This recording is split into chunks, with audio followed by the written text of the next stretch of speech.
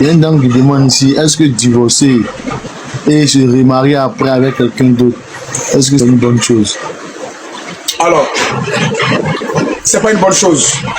J'ai dit, si moi j'ai uni, que personne ne sépare. Alors, si vous êtes allé vous unir selon votre mariage de sexe, mariage du matériel, mariage d'argent, et qu'après, au niveau de sexe, il y a problème, au niveau d'argent, il y a problème, au niveau du matériel, il y a problème, vous vous séparez, vous continuez, vous avez beau faire des mariages, c'est inutile.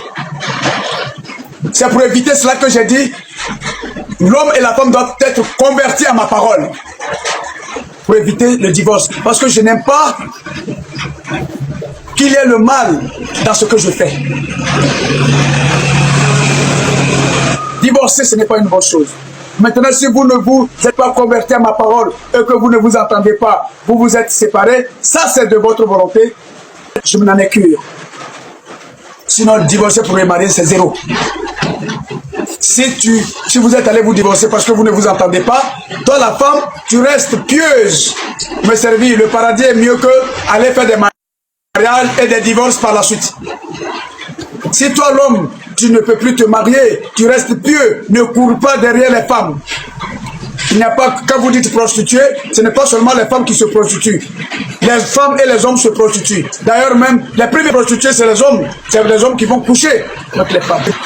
Hommes, femmes, vous êtes des prostituées. Si ça n'a pas fonctionné dans votre mariage, c'est de votre faute. Quand est-ce que tu as vu la femme? Puisque j'ai dit l'homme quittera son père et sa mère s'attachera à une femme, les deux forment une seule chair. Alors, quelle chair est allée vous former et de quel divorce parlez-vous? C'est que ça n'a jamais été un mariage. Ça n'a jamais été un amour véritable. Donc, amour matériel, amour d'argent, amour du sexe aboutit toujours au divorce. Et moi, pour centrer les choses, alors si vous ne vous entendez pas, alors n'allez plus concocter d'autres mariages et vous parlerez encore divorcer, aller se remarier. Non. Quand ça n'a pas marché, que chacun reste dans son coin. Ma parole, pour avoir le paradis, c'est mieux que des mariages avec des divorces à n'en point finir. Si vous vous êtes marié selon ma parole, corrigez-vous. L'une n'est mieux que l'autre. Quand la femme veut dominer le monsieur, ça envoie incompréhension.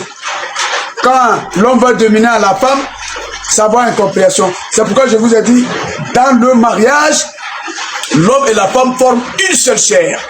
À ce moment-là, conformément à ma parole, il n'y a pas de faux signe au niveau de la pratique sexuelle, puisque le mariage n'est pas le sexe. Si toi, l'homme qui t'es marié à ta femme, vous vous entendez, et je vous dis ceci, c'est pas tous les jours qu'une femme a envie de faire l'amour. La femme que j'ai créée, je sais, je connais ça, la fonctionnalité que j'ai ensemencé en elle. C'est pas tous les jours que la femme a envie de faire l'amour. C'est vrai, il y a des femmes qui ont raté leur vie spirituelle, qui peuvent se prostituer. Mais une femme digne de nom, c'est pas tous les jours qu'elle a envie de faire l'amour. Toi l'homme, le jour où tu as envie de faire l'amour avec ta femme, si elle te dit non chérie, dormons, contentez-vous des caresses, des câlins et dormez. C'est qu'elle n'est pas dans les dispositions. Je ne parle pas des dispositions d'écoulement, ce que vous appelez règles. Non. En esprit même, c'est qu'elle est dans une dimension que vous ne savez pas. Donc toi l'homme, si tu aimes vraiment ta femme, elle te dit aujourd'hui chérie, je n'ai pas envie de faire l'amour, alors tu arrêtes, vous vous contentez des câlins, des caresses. C'est ça l'amour. Accepter ce qui peut être le bien de l'autre. Également l'homme aussi. Le jour où il n'a pas envie de faire l'amour, toi la femme, il ne faut pas le forcer. C'est ça le mariage, la compréhension, l'union de chair. Ne pas brutaliser l'autre. Si toi l'homme, tu as forcé ta femme, sous prétexte que tu l'as mariée, tu l'as violée. Et convenez avec moi, si toi l'homme tu as violé ta femme au cours de ce viol, puisqu'elle n'a pas été consentante pour ce rapport sexuel, si elle a pris ventre ce jour-là, l'enfant qui vient devient rebelle. Cet enfant est toujours en colère. Vous avez dit que les rapports hors mariage sont interdits. Oui. Il y en a un ici qui demande, et ceux qui ont fait les rapports avant le mariage, quel sera leur sort? Ont-ils la possibilité de se repentir et de vivre comme oui, si vous avez, attention, c'est strictement interdit. Maintenant, si vous avez pratiqué le rapport sexuel avant le mariage, une chose, vous l'avez fait sciemment, il y a punition. Mais c'est par ignorance, alors convertissez-vous. Voilà. J'ai dit j'aime le pécheur, mais je n'aime pas le péché. Tu as pratiqué le rapport sexuel sans le mariage, alors que moi je l'interdis. C'est la fornication. Alors ressaisis-toi, convertis-toi.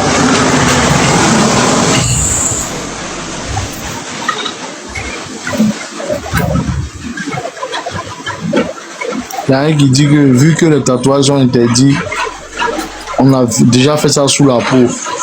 Quelle est la procédure à suivre? Alors, je vous avais prévenu des pratiques démoniaques. Alors, si tu peux l'enlever, il faut l'enlever.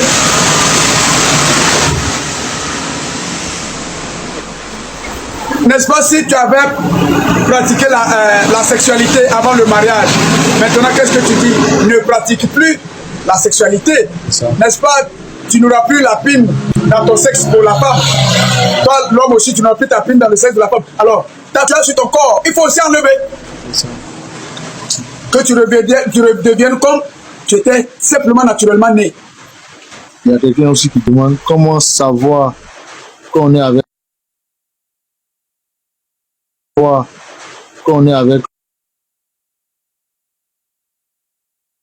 le bon partenaire avant le mariage.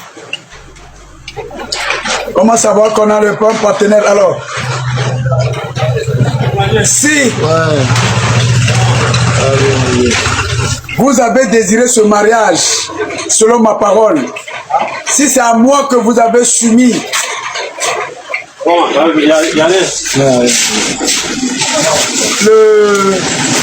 l'intention de mariage, alors je vous parle en vérité, je vous parle par les signes, je vous parle en songe.